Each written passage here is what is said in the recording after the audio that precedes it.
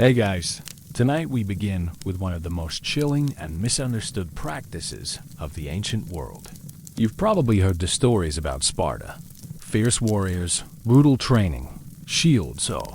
But there's something darker lurking beneath those Hollywood portrayals. Something that happened long before any boy ever picked up a spear.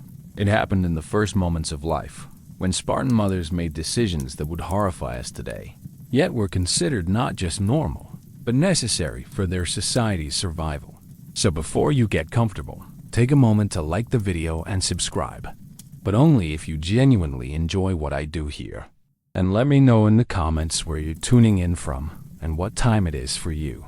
It's always fascinating to see who's joining us from around the world. Now dim the lights, maybe turn on a fan for that soft background hum. Tonight's journey takes us to ancient Greece, to a society so alien to our modern sensibilities that you'll question everything you thought you knew about motherhood, strength, and survival. And let's ease into tonight's journey together. The birth chamber. You're standing in a small stone room in ancient Sparta, around 400 BCE. The air is thick with the scent of olive oil lamps and something metallic you can't quite place. Outside, you can hear the distant sounds of the agoge, young boys training, their wooden swords clacking against shields, their instructors barking orders that echo off the mountainsides. But in here, in this dimly lit chamber, something entirely different is happening. A woman lies on a rough-hewn bed, her face pale and drawn. She's just given birth, and in her arms lies a newborn, red-faced, wrinkled, and crying. But this isn't a moment of celebration. Not yet, because in Sparta, birth is just the beginning of a process that would determine whether this child lives or dies. You watch as an older woman enters the room. She's the mother-in-law or perhaps a respected elder of the community. Her weathered hands move with practiced efficiency as she takes the baby from its mother's arms. The new mother doesn't protest.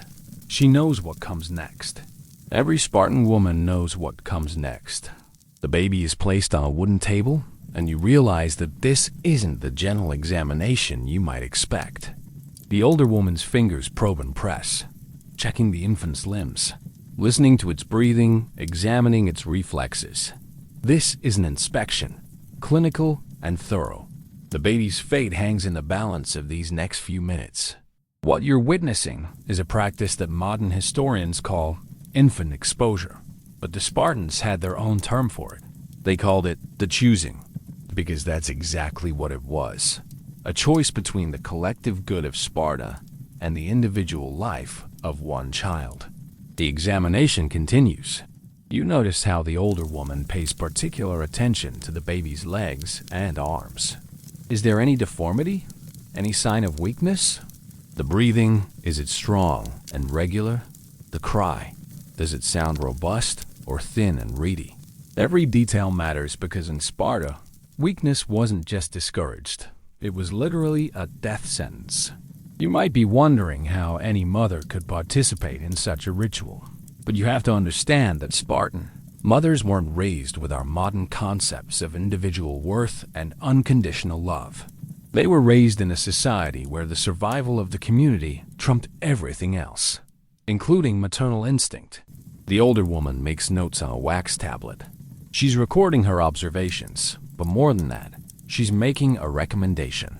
Because while the mother gave birth to this child, the decision of whether it lives or dies isn't entirely hers to make. In Sparta, children belonged to the state from the moment they drew their first breath. As you watch this scene unfold, you begin to understand that what seems cruel to modern eyes was, to the Spartans, an act of mercy. They believed that allowing a weak child to live was condemning it to a life of suffering in a society that demanded physical perfection. Better to end its life quickly than to watch it struggle and fail in the years to come. The examination is nearly complete. The older woman has made her assessment, and now she turns to speak quietly with the new mother. You can't hear the words, but you can see the impact they have. The mother's face changes, sometimes with relief, sometimes with a grief so profound it seems to age her years in an instant. This is the reality of Spartan motherhood. It began not with lullabies and swaddling clothes, but with life and death decisions made in the first hours of existence. And if you think this is the most difficult choice these mothers would ever have to make, you're wrong. This is just the beginning. The Jerusia's judgment. You're now walking through the stone corridors of the Spartan government building, your sandals echoing off the polished floors. The baby from the previous scene has passed the initial inspection, but the process is far from over. In your arms, because you're now experiencing this as the father, you carry a bundle wrapped in rough wool. Inside is your newborn son, and you're taking him to face the most important judgment of his life. The Jerusia awaits. This council of elders, 28 men over 60 years old, plus the 2 kings, holds the ultimate power over life and death in Sparta. But today, they're not judging a criminal or deciding matters of war. Today, they're examining your baby. You enter a circular chamber where these old men sit on stone benches arranged in a semicircle. The morning light filters through high windows, casting long shadows across their weathered faces. These are men who have survived decades of Spartan life, who bear the scars of countless battles, who have made decisions that shaped the fate of nations. And now they're going to decide whether your son lives or dies. The head of the council gestures for you to approach. You step forward, your heart hammering in your chest, and place your baby on a stone table in the center of the circle. The infant begins to cry, a thin, wailing sound that echoes off the chamber walls. Some of the elders lean forward, already analyzing the quality of that cry. What happens next is a process that would seem bizarre to modern parents, but to you, as a Spartan father, it's as natural as sunrise. The elders don't just look at your baby, they test it. One of them claps his hands loudly near the infant's ear, watching for a startled response. Another gently pinches the baby's leg, observing how quickly it reacts. They're looking for signs of alertness, of quick reflexes, of the physical responses that might indicate a future warrior. But it's not just about physical examination. One elder takes a cup of wine, not to give to the baby, but to observe its reaction to the strong smell. They wave it near the infant's face, watching to see if the baby turns away instinctively. This might seem random, but the Spartans believe that even newborns should show some awareness of their environment, some instinct for what might be harmful. You watch as another elder tests the baby's grip strength, placing his finger in the tiny palm and noting how firmly the infant grasps it. Strong grip meant strong arms. Strong arms meant the potential to wield weapons effectively in 20 years' time. Everything was connected. Everything had meaning in the grand design of Spartan society. The most chilling part of this examination is how methodical it is. These men aren't cruel sadists enjoying the power of life and death. They're making what they see as a rational, necessary decision for the good of their state. Each test has been refined over generations. Each criterion has been proven, in their minds, to predict future military effectiveness. One elder asks you about your wife's pregnancy. Was she healthy? Did she exercise regularly? Did she avoid wine and rich foods? In Sparta, the mother's behavior during pregnancy was seen as directly affecting the child's fitness. A mother who grew soft and lazy during pregnancy would produce soft and lazy children. At least, that's what they believed. Another elder inquires about your own military record. How did you perform in battle? What commendations have you received? Because weakness, they believed, could be inherited just as surely as strength. If you've shown cowardice in battle, your son might carry that same flaw in his blood. The questioning continues, but you notice that the baby has stopped crying. Is this a good sign or bad? The elders notice too. They interpret the sudden silence as either acceptance of the testing, a good trait in a future warrior, or as a lack of fighting spirit, decidedly bad. Every action, every response, every silence is analyzed and weighed. Finally, the elders confer among themselves in low voices. You can't hear their words, but you can read their faces. Some nod approvingly. Others shake their heads. The debate is brief but intense. These men have made thousands of such decisions over their lifetimes, and they know the stakes. The head of the council stands and approaches the table where your son lies. This is the moment of decision. His words will determine whether you carry your baby home to begin his training for warrior life, or whether you'll be making a very different journey to the slopes of Mount Tegetus, where unwanted infants were left to die of exposure. The mountain of abandoned souls. You're climbing a rocky path on the slopes of Mount Tegetus, and every step feels heavier than the last. In your arms, you carry a bundle that seems to weigh nothing and everything at the same time. The decision has been made. Your son, for it was a son, which makes this even more painful, has been judged unfit for Spartan life. The morning mist clings to the mountainside, making the rocks slippery beneath your feet. You can hear the distant bleating of goats and the occasional cry of an eagle overhead. But these natural sounds only emphasize the unnatural silence of the bundle in your arms. The baby hasn't cried in over an hour. Perhaps he senses what's coming. Perhaps he's already beginning to weaken from the journey. You're not alone on this path. Other figures move through the mist ahead and behind you. Other fathers, other mothers, all carrying their own bundles, all making the same terrible journey. Some walk quickly, as if speed might lessen the pain. Others move slowly, savoring these last moments with their children. No one speaks. What is there to say? The place you're seeking is called the Apothete, the deposits. It's a chasm in the mountainside where Spartan infants deemed unfit for life are left to die. The name itself is coldly practical, like so much of Spartan culture. These aren't deaths, they're deposits. As if the children were objects being stored rather than lives being ended. As you climb higher, you begin to see evidence of those who came before you. A scrap of cloth clinging to a thorn bush.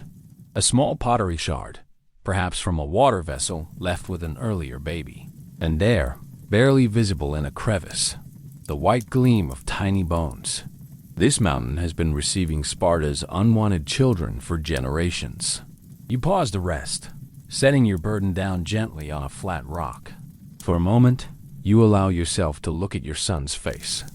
He has your wife's nose, you realize, and your own stubborn chin. In another society, these would be points of pride, features to be celebrated and cooed over by relatives. Here, they're irrelevant.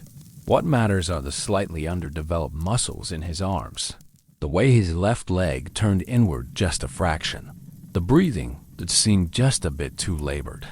The Jerusia's judgment had been swift and final. This child will never carry a shield, the elder had pronounced. He will be a burden to his unit, a weakness in the phalanx. The state cannot afford such liability.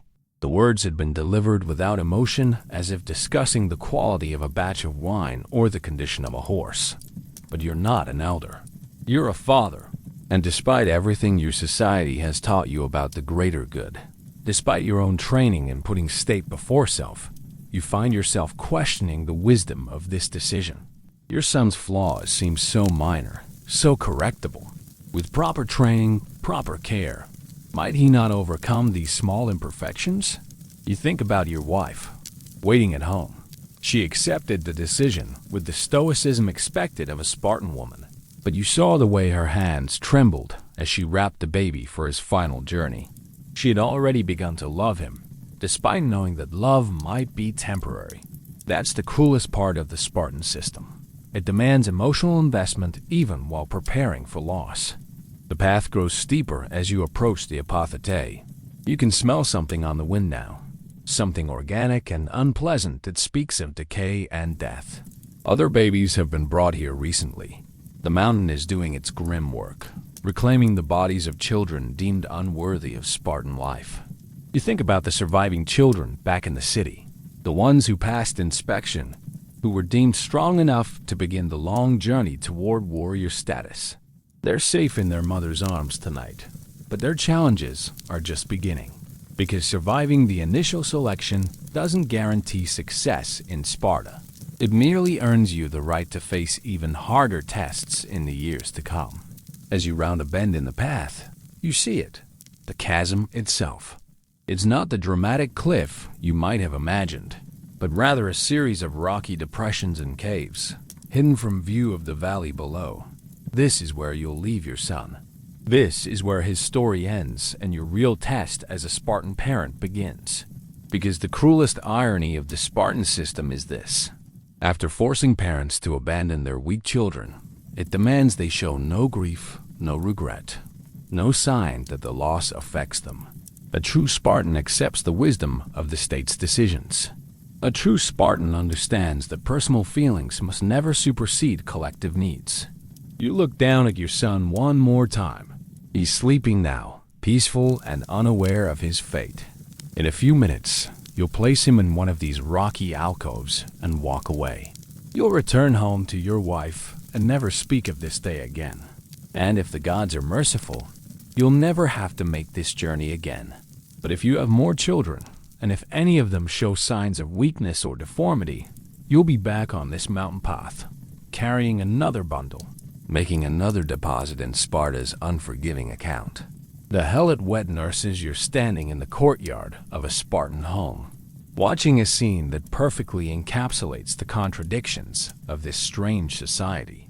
A baby, one of the lucky ones who passed inspection, lies in the arms of a woman, but not his mother. This is a helot, one of Sparta's enslaved people, and she's been assigned the task of nursing and caring for the child, whose mother is preparing for much different responsibilities. The helot woman is perhaps 25 years old, with work-hardened hands and eyes that have seen too much. Her own baby was born 3 months ago, a child who will grow up in slavery just as she did. But her milk now feeds the future warrior of her oppressors. It's an arrangement that benefits everyone except, perhaps, her own child, who must compete for nourishment with the offspring of his future masters. You watch as the Spartan mother observes this feeding with a detached, analytical eye. She's not checking to see if her baby is content or well-fed. Those concerns are beneath her station. Instead, she's evaluating the helot's technique, making sure the woman understands her place in the household hierarchy. Because in Sparta, even the most basic maternal functions are subject to military-style discipline and control. The helot speaks softly to the baby in her arms, but not in Greek. She whispers in her own language, the tongue of the Messenians or other conquered peoples who make up the helot class. You can't understand the words, but the tone is unmistakably tender. This enslaved woman shows more natural maternal affection than the baby's actual mother, who stands rigid and disapproving nearby. This arrangement serves multiple purposes in Spartan society. First, it frees Spartan mothers from the physical demands of nursing, allowing them to maintain their own fitness for producing more children. A Spartan woman is expected to bear multiple sons for the state, and the sooner she can conceive again, the better. Prolonged breastfeeding delays the return of fertility, so it's more efficient to delegate this task to enslaved women. But there's a deeper, more disturbing logic at work here. The Spartans believe that the character and quality of a wet nurse affects the child she feeds. A soft, pampered woman might transmit weakness through her milk, but a helot woman, someone who has known hardship, who has survived despite oppression, who has learned to endure without breaking, such a woman might actually strengthen the child she nurses. You notice how the helot woman holds the baby. Her grip is firm but gentle, protective but not possessive. She knows that this child will grow up to be part of the system that enslaves her own people. Yet she cannot help but feel some affection for the helpless infant in her arms. It's a psychological torture unique to her position, forced to nurture those who will become her oppressors. The Spartan mother speaks to the helot in clipped, efficient sentences. Make sure he finishes completely. Don't let him fall asleep while feeding. And keep him upright afterward. I don't want him spitting up on his swaddling.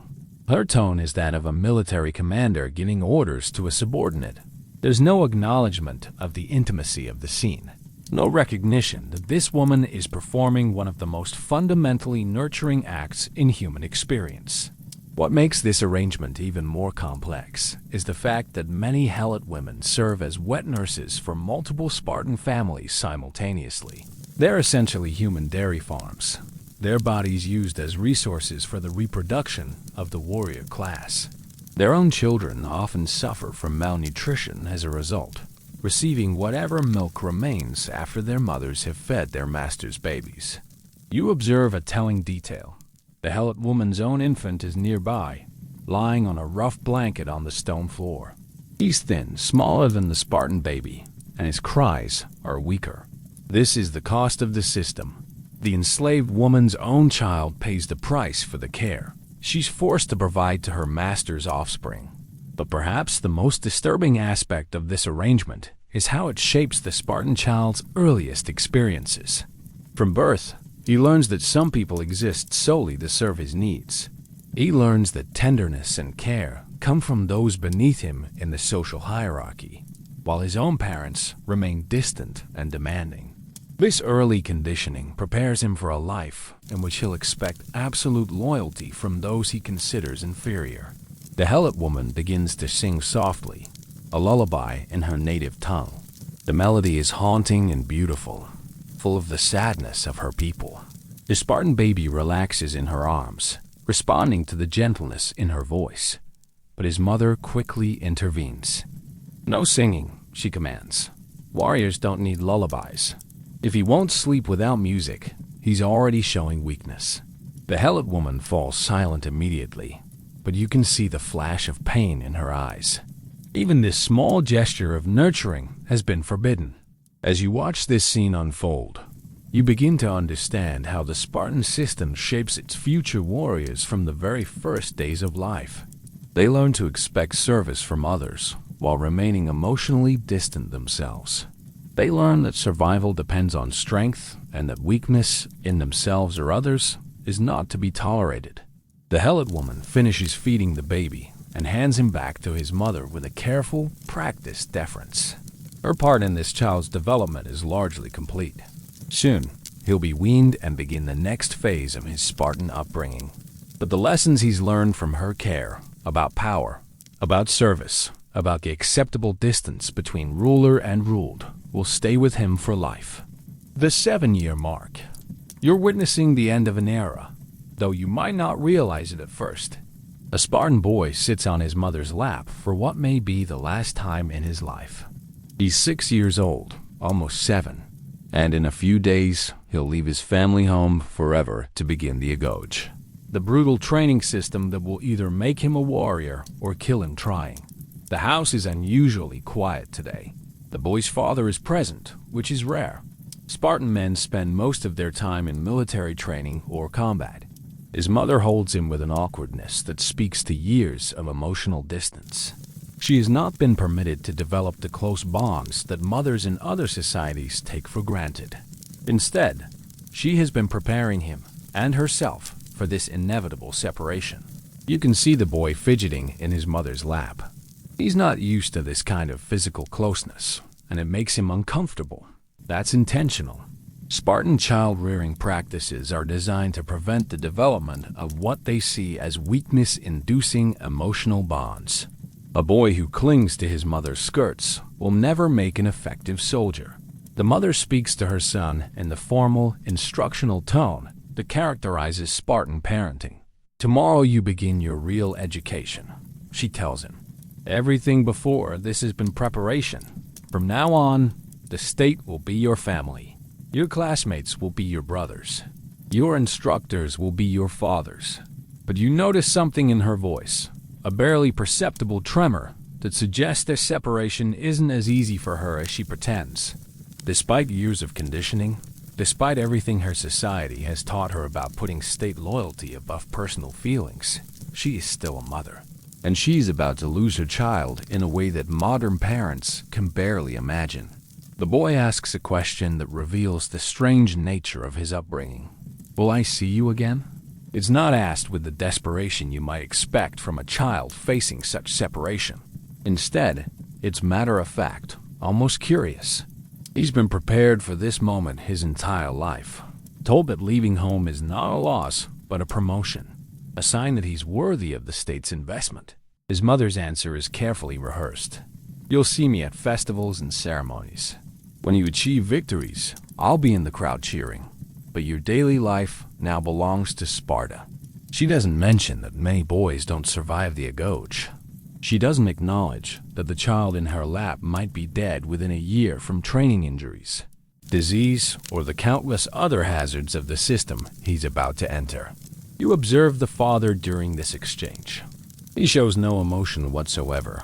Not pride, not sadness, not concern. To him, this moment represents the successful completion of the first phase of his son's development. The boy has survived infancy, avoided the judgment of the elders, and grown strong enough to begin real training. From a Spartan perspective, this is cause for satisfaction, not sorrow. The family shares a meal together. Their last as a complete unit. The food is simple: black broth, a mixture of pork blood, vinegar, and salt, barley bread, and a few olives. This austere cuisine serves a purpose beyond mere sustenance. It's training the boy's palate for the rough rations he'll receive in the agoge. Luxury foods are seen as corrupting influences that might make a warrior soft and dependent. During the meal, the parents quiz the boy on lessons he's learned during his early childhood. What is the highest virtue? His father asks. Courage in battle. The boy responds automatically. What is the greatest shame? To retreat when you should advance. What do you owe the state? Everything, including my life. These aren't philosophical discussions.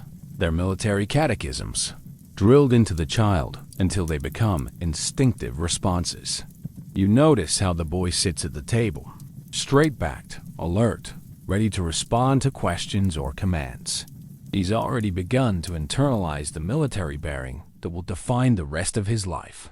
Even his way of eating is controlled and efficient. Spartan children are taught that mealtimes are not for pleasure, but for fuel. That food should be consumed quickly and without unnecessary enjoyment. The evening grows late, and the boy is sent to bed. But you can see that sleep doesn't come easily. He lies on his simple straw mattress, staring at the ceiling, perhaps wondering what tomorrow will bring. His parents sit in the main room, speaking in low voices about practical matters, what items he should take with him, when they might next see him, whether he seems strong enough for what lies ahead.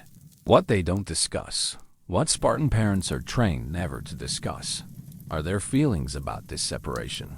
The mother doesn't voice her fears that she might never see her son alive again.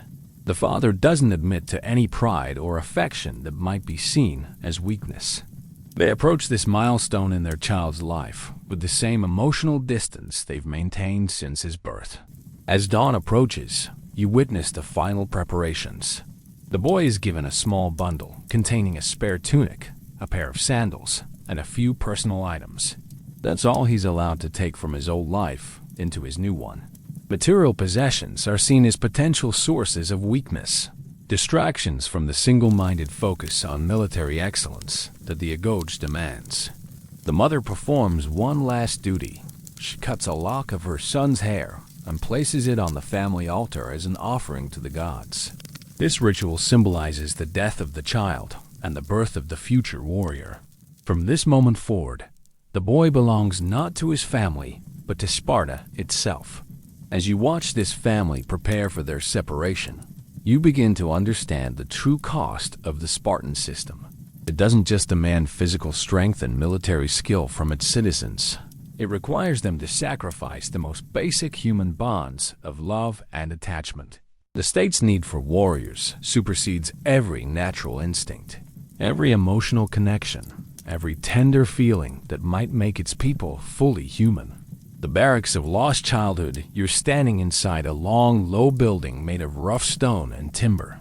The air smells of unwashed bodies, straw bedding, and something else. Fear, perhaps, or the peculiar odor of childhood being systematically stripped away. This is a Spartan barracks, and it houses 60 boys between the ages of 7 and 12. Their beds, if you can call them that, are simple straw mats arranged in military precision along the walls. It's before dawn, and a harsh voice cuts through the darkness like a blade. Up, everyone up. Move like warriors, not like children. The boys scramble from their sleeping places with practiced efficiency. There's no groaning, no stretching, no gradual awakening. Within seconds, 60 small figures are standing at attention beside their beds, awaiting the next command. You watch a boy who arrived just yesterday, still soft from home life, still showing traces of individual personality that haven't yet been hammered into conformity. He's perhaps a half-second slower than the others in responding to commands, and the older boys notice immediately. In Sparta, peer pressure isn't just social dynamics, it's a matter of survival. The instructor, a scarred veteran of numerous campaigns, walks slowly between the rows of boys. His eyes miss nothing. A tunic that's not perfectly aligned, sandals that haven't been properly secured, hair that isn't neat enough for military standards. Each infraction is noted mentally, to be addressed later through physical punishment that will ensure the mistake isn't repeated. Today we begin weapons training for the youngest, the instructor announces. But first, we run. The boys file out of the barracks in perfect formation, their bare feet slapping against the cold stone floors. Outside, the sun hasn't yet risen over the mountains, and the air carries the chill of early morning. But discomfort is part of the training. These boys are being taught to function regardless of weather, regardless of physical hardship, regardless of their bodies' protests. The run begins at a moderate pace, but you quickly realize that moderate, in Spartan terms, would be punishing by any other standard. The boys maintain their formation as they move through the city streets, past the homes they once lived in, past the families they're no longer permitted to consider their primary loyalty. Some of the younger ones begin to struggle after the first mile, but they don't dare break formation or ask for rest. You notice how the older boys monitor the younger ones during the run. It's not concern for their well-being. It's evaluation of their potential as future comrades. A boy who shows excessive weakness might find himself isolated, denied the cooperation and support that could mean the difference between life and death in the training ahead. The Spartan system turns natural childhood solidarity into a harsh meritocracy, where only the strong receive acceptance. After an hour of running, the group returns to the barracks, where a breakfast of black broth and hard bread awaits. The portions are deliberately small. Part of the training involves learning to function while chronically underfed. Hunger, the Spartans believe, sharpens the mind and hardens the body. Boys who can't adapt to constant mild starvation won't survive the deprivations of military campaigns. You observe the mealtime dynamics with growing unease. The boys eat in complete silence, focused entirely on consuming their meager rations as efficiently as possible. There's no conversation, no laughter, no display of personality or individual preference. They've been trained to see food as fuel, nothing more, and mealtimes as military operations rather than social occasions. After breakfast, the real training begins. The younger boys are introduced to wooden swords and shields scaled to their size. The weapons are deliberately heavy, heavier than what adult warriors would carry, because developing strength requires constant overload. A 7-year-old struggles to lift a shield that weighs nearly as much as he does, but struggle he must. There is no accommodation for size or age in the Spartan system. The instructor demonstrates basic sword positions and shield work, his movements precise and economical. A warrior's technique must be perfect, he tells the boys. Sloppy form in training means death in battle. There are no second chances when facing an enemy spear. He makes each boy repeat the movements hundreds of times, correcting errors with swift, painful blows from a wooden rod. You watch a particularly small boy. He can't be more than 7, as he tries desperately to keep up with the training.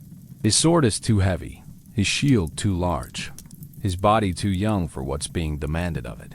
But he doesn't complain, doesn't ask for help, doesn't show any sign of the distress that must be overwhelming him. He's already learned that showing weakness brings punishment, not assistance. The afternoon brings different lessons, reading and writing, but only as much as necessary for military purposes.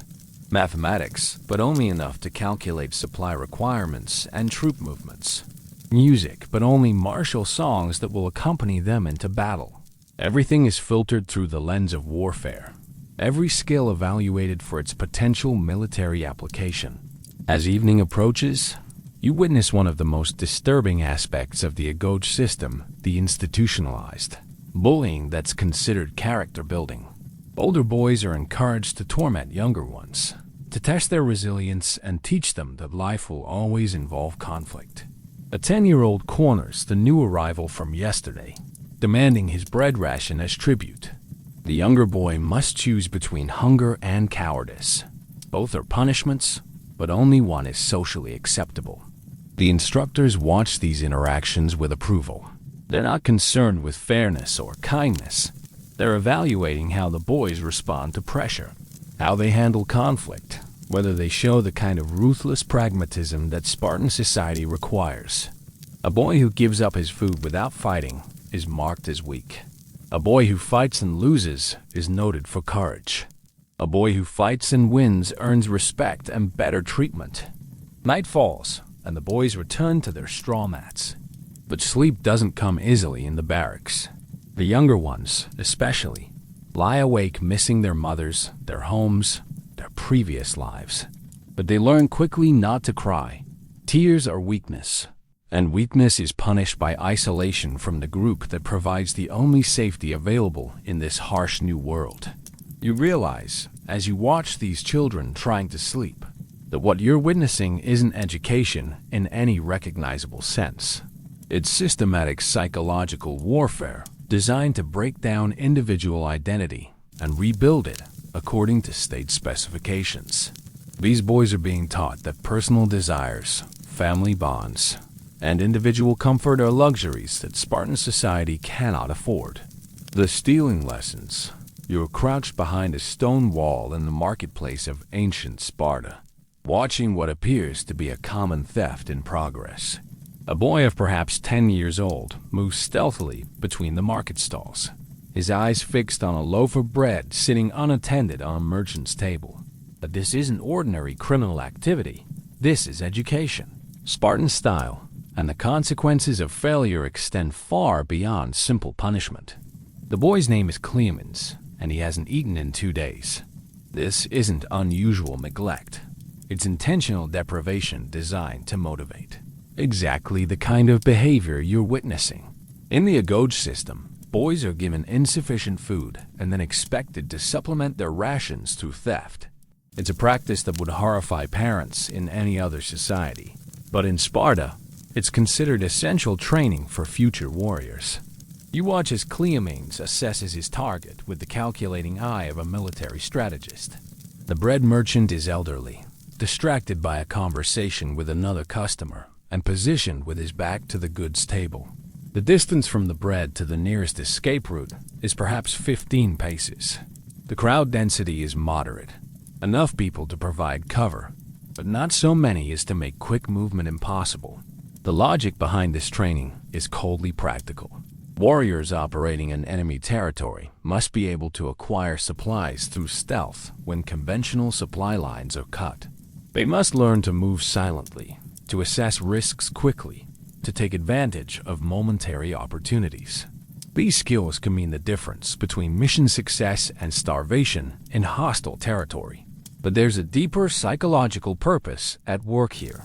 By forcing boys to steal for survival, the Spartan system is teaching them that normal morals don't apply to them. They're being conditioned to believe that their needs as future warriors supersede the property rights of civilians.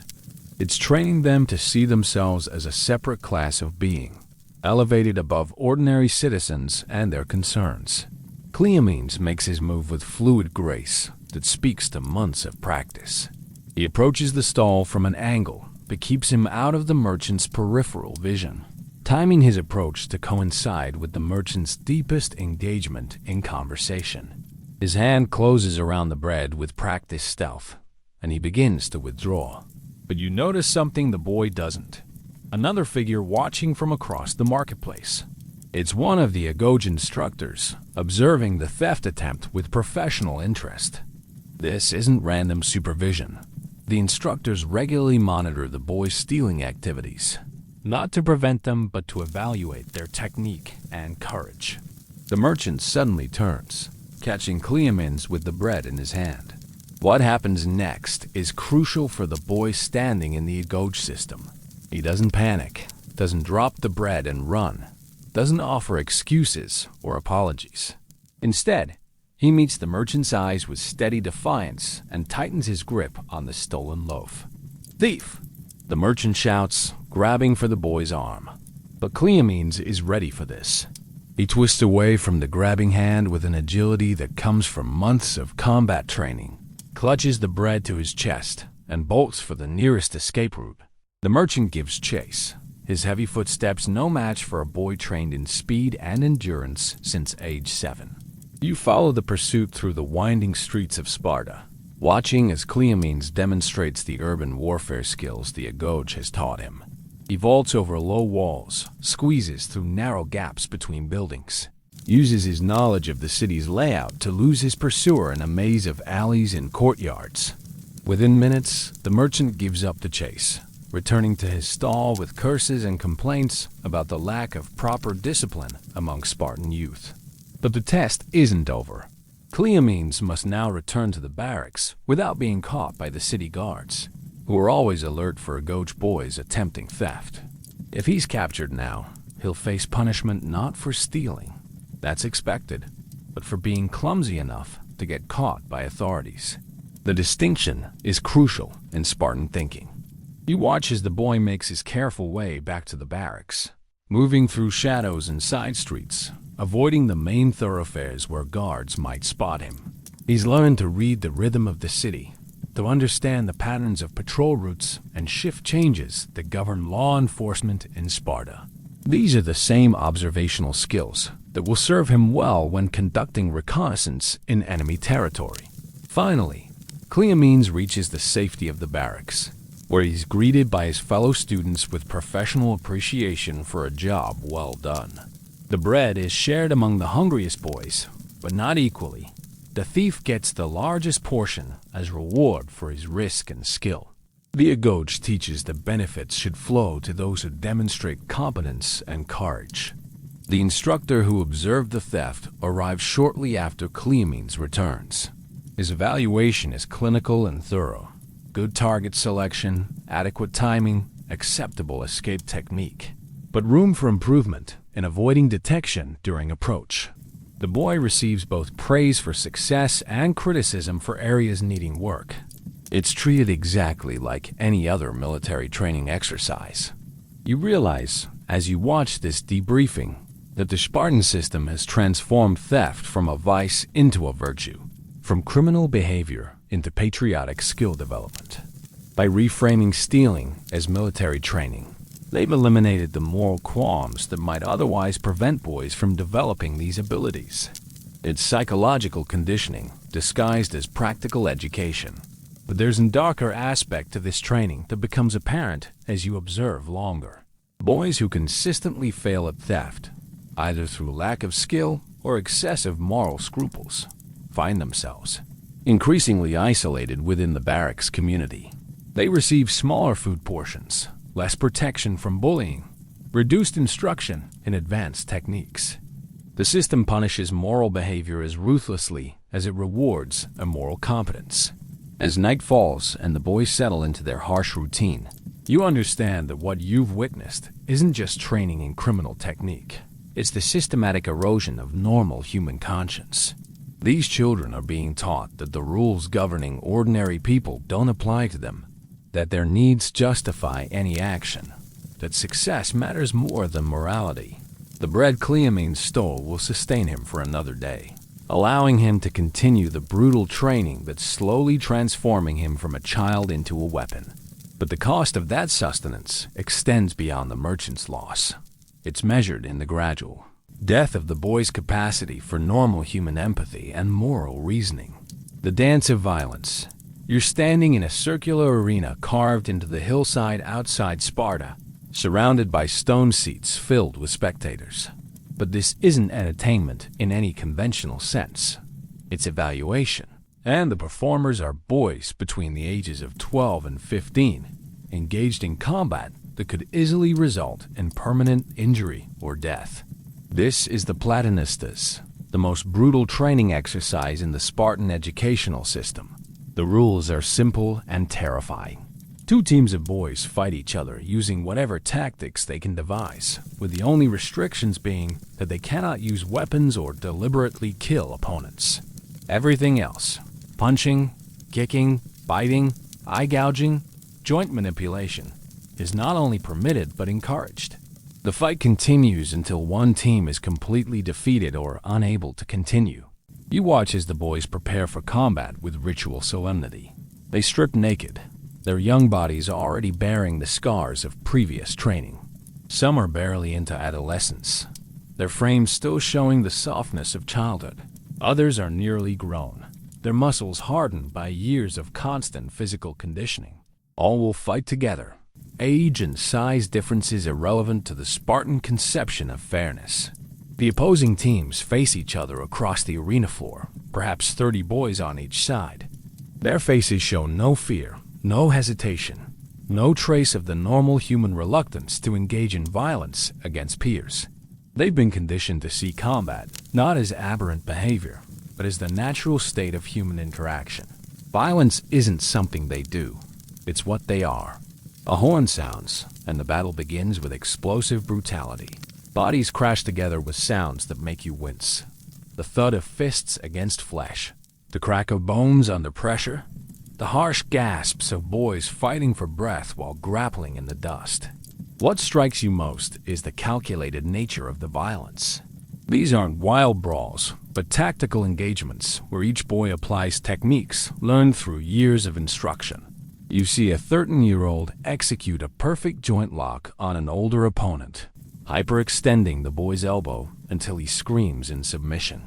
Another uses his teeth to tear at an adversary's ear, drawing blood that flows freely down both their bodies.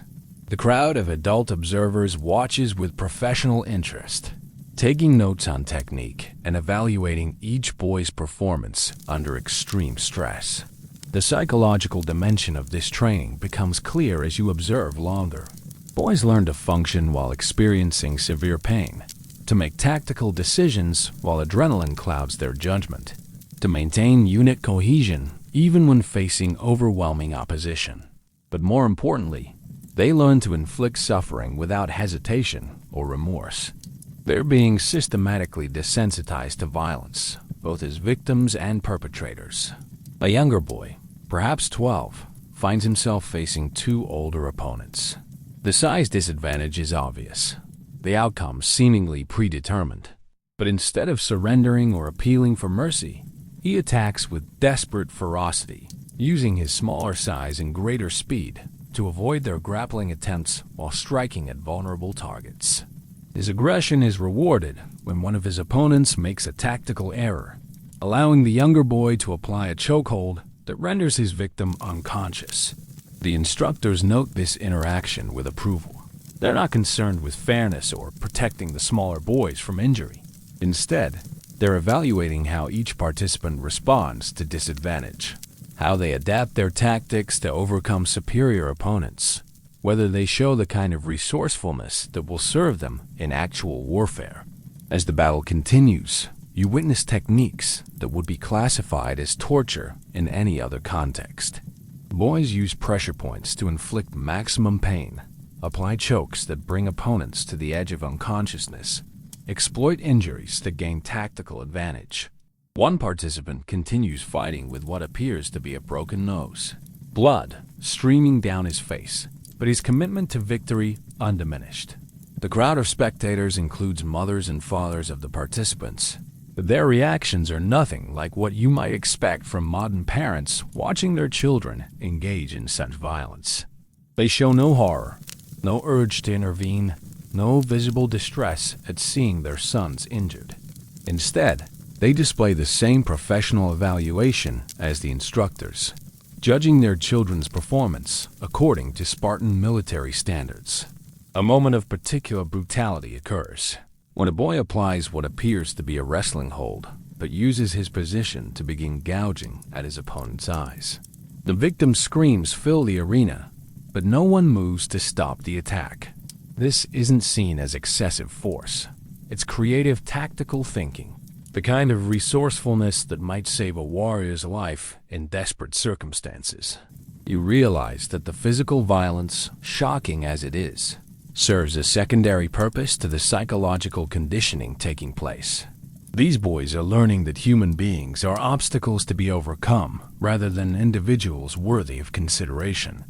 They're developing the emotional callousness that will allow them to kill enemy soldiers without hesitation, to watch comrades die without losing focus, to treat their own bodies as expendable tools in service of military objectives. The battle reaches its climax when one team manages to isolate and overwhelm several key opponents, creating a numerical advantage that quickly becomes decisive. The losing team doesn't surrender gracefully. They fight to the point of complete exhaustion, some continuing to struggle even after losing consciousness. Surrender is weakness, and weakness is the greatest sin in Spartan culture. As the victorious team stands over their defeated opponents, you notice something chilling in their expressions. There's no satisfaction, no celebration, no sense of accomplishment. They've simply completed a training exercise, demonstrated their competence in violence, and proven their worthiness to continue in the system. The capacity for normal human emotional responses has been systematically suppressed in favor of mechanical efficiency. The defeated boys are helped to their feet by their instructors, their injuries assessed and treated with the same clinical detachment used for evaluating performance. Broken bones are set, cuts are cleaned, but there's no comfort offered for the psychological trauma of the experience. Pain is temporary, the instructors tell them, but the lessons learned in pain last forever. As the arena empties and the boys return to their barracks, you understand that what you've witnessed goes far beyond physical training. This is the manufacture of human weapons, the systematic destruction of normal empathy and conscience in favor of tactical efficiency. These children are being taught that violence is not just acceptable but admirable, that the ability to inflict and endure suffering is the highest human achievement. The Cryptia, licensed killers, you're moving through the Messenian countryside under cover of darkness, following a figure that barely seems human anymore. Alexios is 18 years old, a product of 11 years in the Spartan system, and he's been selected for the most secret and disturbing aspect of his education, the Cryptia. What you're about to witness will challenge every assumption you might have about the limits of human conditioning and the depths to which a society can sink in pursuit of military efficiency. The Cryptia, or Secret Service, is officially described as advanced training in reconnaissance and survival skills.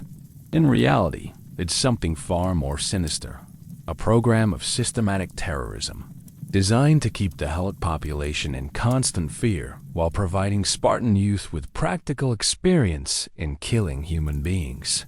For 1 year, selected Agoj graduates live in the wilderness and hunt Helots like animals. Alexios moves through the darkness with predatory grace, his body lean and hard from years of brutal conditioning. He's been living rough for 3 months now, surviving on stolen food and whatever he can catch or forage. His skin is darkened by sun and dirt, his hair long and matted, his eyes holding the flat, emotionless gaze of a natural killer. The boy who entered the Agoj 11 years ago is gone completely, replaced by something that barely qualifies as human. You follow him as he approaches a small Helot settlement, a cluster of rough huts where enslaved families try to eke out existence under Spartan domination. These people work from dawn to dusk in Spartan fields, surrender most of their harvest to their masters, and live in constant terror of exactly the kind of visitation Alexios represents. They are not criminals or enemy soldiers. They're simply the descendants of peoples conquered by Sparta generations ago. Alexios has been watching this settlement for days, learning the routines of its inhabitants, identifying the strongest and most capable individuals. Because the Cryptia isn't random violence, it's targeted elimination designed to prevent Helot resistance by systematically murdering anyone who might provide leadership to a rebellion. It's genocide disguised as military training. You watch as he selects his target, a man in his 30s who appears to be respected by the other helots, who organizes their work details and settles their disputes. This man's only crime is competence, but competence in a helot is seen as dangerous by Spartan authorities. Better to eliminate potential leaders before they can cause problems. The attack comes without warning. Alexios emerges from the shadows like a striking snake, his dagger finding the helot's throat before the man can even cry out. The kill is efficient, professional, performed with the same clinical precision the boy learned in his weapons training. There's no anger, no passion, no recognition that he's just ended a human life. It's simply another training exercise successfully completed. But you notice something that reveals the true horror of the situation. Alexios shows no emotional response to his first murder. No guilt, no excitement, no sense of crossing a moral boundary. The Spartan system has so completely suppressed his capacity for normal human, feeling that killing is just another tactical skill to be mastered. He's become a machine programmed for violence, incapable of recognizing the humanity of his victims. The helot's family discovers the body at dawn, their screams of grief and terror echoing across the countryside. But Alexios is already miles away, having used darkness and his superior conditioning to disappear into the wilderness. He feels no responsibility for the suffering he's caused, no connection to the widow and children he's created. They're not people to him. They're just obstacles to Spartan security. You follow him to his hidden camp, where he records the kill on a piece of bark using crude scratches. This isn't trophy-taking in the conventional sense. It's military record-keeping, documentation of missions completed and skills demonstrated. The kill will be reported to his instructors as evidence of his readiness for full warrior status. Over the following weeks, you witness more murders. A helot woman who's become too influential among her peers. A young man whose physical strength might make him dangerous in a rebellion. An elderly helot who remembers the time before Spartan conquest and tells stories that keep alive the memory of freedom. Each death is calculated, purposeful, designed to maintain the psychological climate of terror that keeps the helot population submissive. What makes the Krypteia particularly disturbing is how it's justified within Spartan culture. These aren't seen as murders, but as public health measures, comparable to eliminating disease-carrying vermin. The helots are portrayed not as human beings with rights and dignity, but as dangerous animals that must be culled to protect civilized society. This dehumanization makes the killing psychologically easier for young Spartans like Alexios. You observe a moment that reveals the complete success of Spartan conditioning. Alexios encounters a helot child, perhaps 8 years old, wandering alone in the wilderness. A normal human being would feel some protective instinct towards such a vulnerable creature. But Alexios sees only a future enemy, a potential threat to Spartan security that must be eliminated while still manageable. The child's death is swift and efficient, carried out with the same emotional flatness that characterizes all of Alexios' kills. But what's most chilling is what happens afterward. Nothing. He doesn't bury the body or hide it. He doesn't pause to acknowledge what he's done. He simply continues with his mission. The child's death no more significant to him than swatting an insect. As you watch this systematic campaign of terror unfold, you begin to understand the true purpose of the Krypteia. It's not just about controlling the helot population. It's about completing the psychological transformation of Spartan youth. By forcing them to commit murder as part of their education, the system ensures that they will never be able to function as normal human beings. They become dependent on Spartan society for their identity and purpose, incapable of questioning the system that created them. The year of the Krypteia draws to a close, and Alexios prepares to return to Spartan society as a full warrior. He's killed 17 helots during his time in the wilderness. Men, women, and children whose only crime was existing as potential threats to Spartan hegemony. He feels no remorse for these deaths, no sense that he's done anything wrong.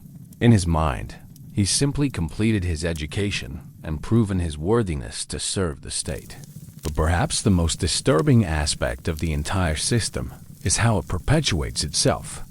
Alexios will now become an instructor in the Agoj, passing on to the next generation of boys the same ruthless conditioning he received. The victims of the system become its agents, ensuring that the cycle of dehumanization and violence continues indefinitely. As you watch him walk back toward the lights of Sparta, you realize that what you've witnessed isn't just individual moral failure, it's the systematic destruction of human conscience on an industrial scale. The Spartan system has created a self-perpetuating machine for manufacturing killers, one that turns children into weapons and weapons into teachers of weaponization. The full circle, creating new mothers. You're standing in a marriage ceremony unlike any you've ever witnessed, watching as a young Spartan woman prepares to become part of the same system that shaped her husband. But this isn't a celebration of love or the beginning of a romantic partnership. It's a transaction designed to produce the next generation of warriors. And the bride's education in her new role begins immediately with practices that would horrify modern sensibilities. The bride is perhaps 16, chosen not for her beauty or personal qualities, but for her physical fitness and genetic potential. Her body has been conditioned through years of athletic training designed to prepare her for the primary function Spartan society assigns to women, producing strong sons who can survive the brutal selection process you've been witnessing throughout this journey. The groom is Alexios, the same young man you followed through the Cryptia. He's now 20, having completed his military training and proven his worthiness as a warrior. But even this marriage ceremony reflects the military nature of Spartan society. The bride's head is shaved. She's dressed in men's clothing, and the consummation will take place in darkness to minimize any emotional attachment that might interfere with the practical purposes of the union. You watch as the bride's mother instructs her daughter in the duties of Spartan womanhood, but these aren't the gentle maternal teachings you might expect.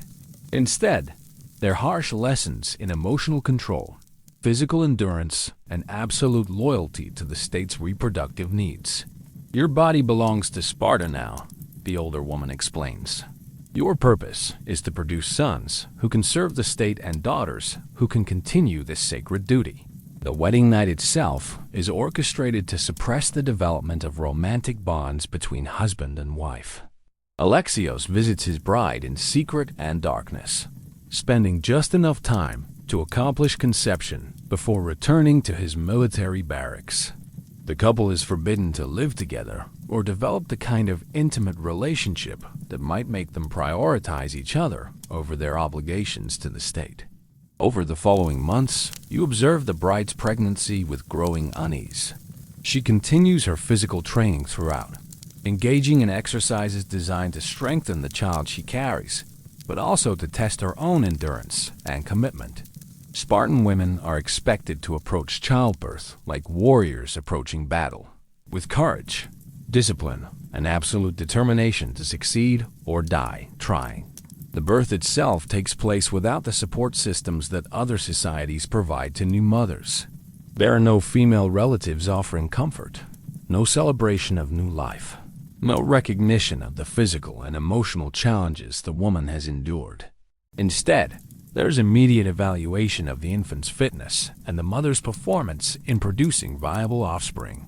You witness the moment when the newborn is examined by the same council of elders that once evaluated Alexios himself decades earlier.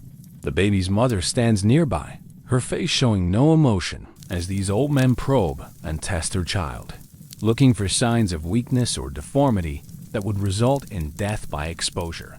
She has been trained not to form emotional attachments until the state approves her child's right to live. The examination reveals a strong, healthy boy, and you watch relief flash briefly across the mother's face before being suppressed by Spartan conditioning. She has succeeded in her primary function, producing a male child strong enough to begin the journey toward warrior status. But this success brings no celebration, only the beginning of a new cycle of preparation for separation and potential loss. As the child grows, You observe how his mother's relationship with him is shaped by the knowledge that he will be taken from her age 7. She provides physical care but maintains emotional distance, feeding and clothing him while avoiding the deep bonds that would make the inevitable separation unbearable. It's a form of psychological self-protection that the Spartan system demands from its mothers. The mother's education in her role continues through interactions with other Spartan women who share their experiences and wisdom about producing successful warriors. They discuss exercise regimens during pregnancy, dietary practices that promote strong offspring, and most importantly, the mental discipline required to surrender their children to the state without showing weakness or regret. You witness a conversation between a new mother and an older woman whose son died during a Goj training. The older woman's advice is chilling in its emotional emptiness.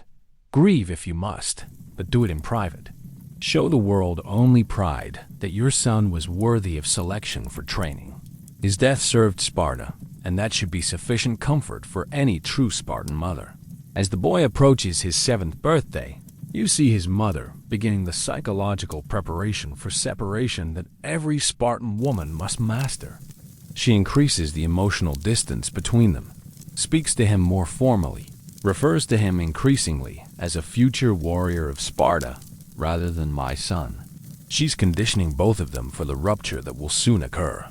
The night before the boy is taken to the barracks, you observe a private moment between mother and child that reveals the human cost of the Spartan system.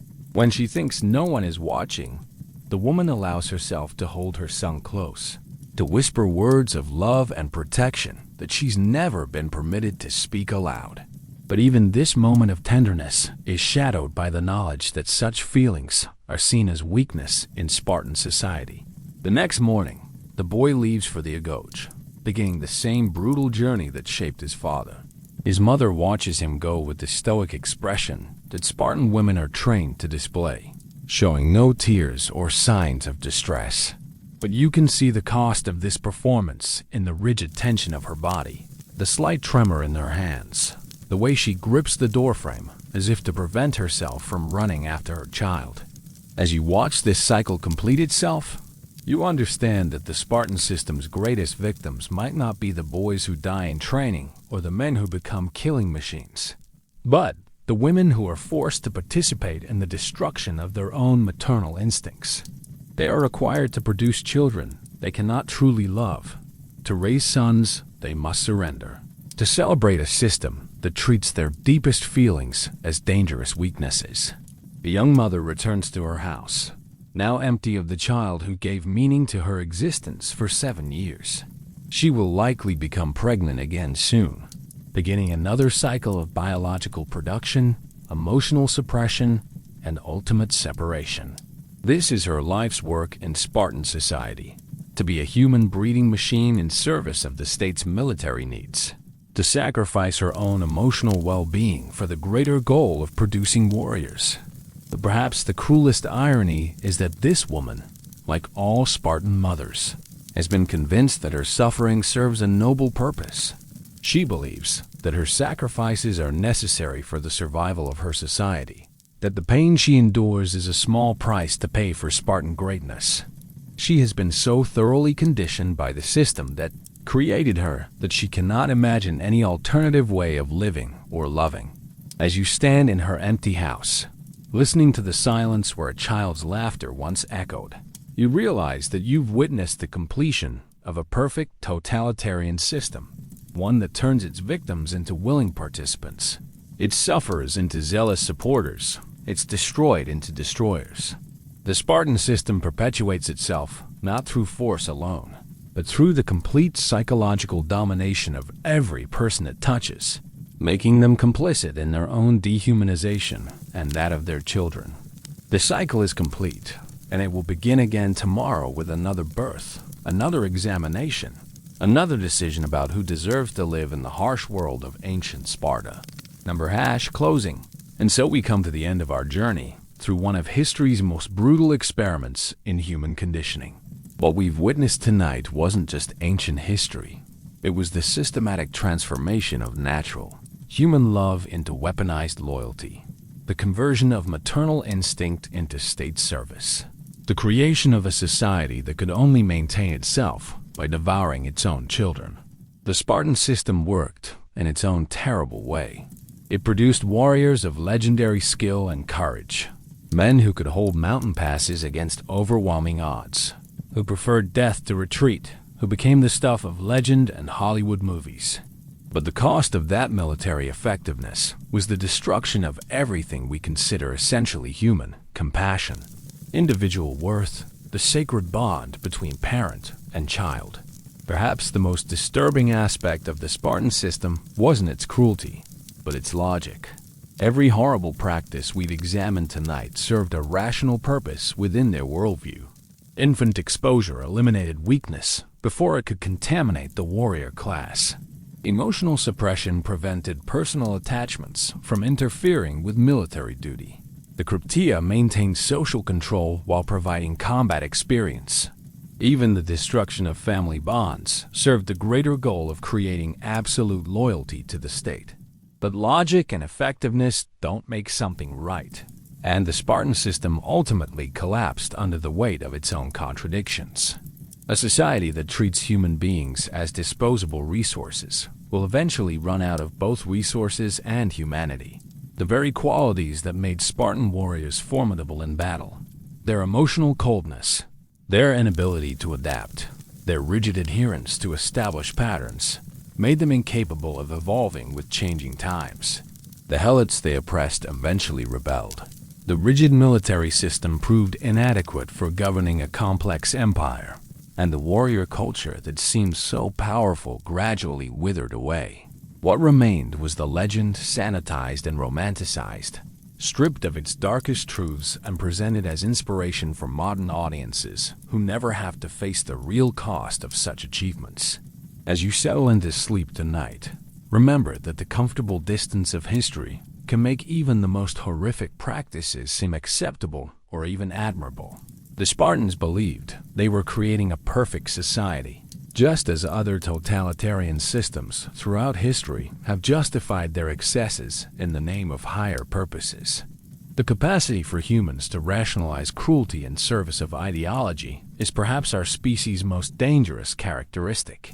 But remember too that every system of oppression depends on the compliance of its victims, and that compliance is most easily obtained when people believe their suffering serves a noble cause.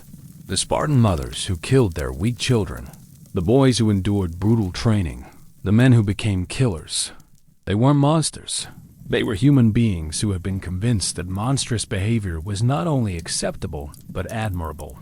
The real tragedy of Sparta isn't that it produced warriors, but that it destroyed the humanity of everyone it touched while convincing them that this destruction was their greatest achievement.